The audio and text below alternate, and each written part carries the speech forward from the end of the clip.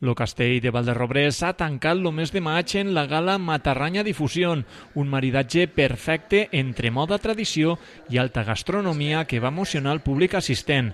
L'escola d'hostaleria ha posat el llistó pels núvols i els alumnes i els professors de cuina i serveis de l'institut van demostrar l'amor que li tenen a este ofici.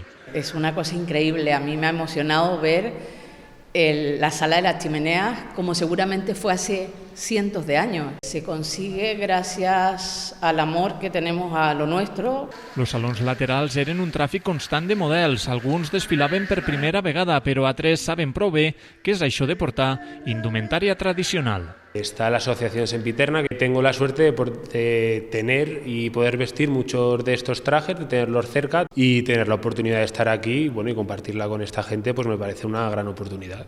Perruqueria, vestuari, fotografia, maquillatge, el desplegament tècnic i d'especialistes va ser sonat i el resultat molt emotiu. Es sobre todo una iniciativa muy bonita porque ha congregado el trabajo de muchas personas, de muchas empresas y al final es sobre todo un trabajo en equipo en el que todo el mundo ha puesto algo y esos algo han sido pues trajes regionales, trajes tradicionales, ha sido moda, ha sido gastronomía, entonces es una experiencia multisensorial muy chula, muy emotiva. L'experiència va ser el resultat de 5 mesos d'incessant treball i una part important de la culpa o del regal la tenen el docent i col·leccionista d'indumentària tradicional David Latas y el diseñador de moda Gustavo Adolfo Tari en casa al Matarranya.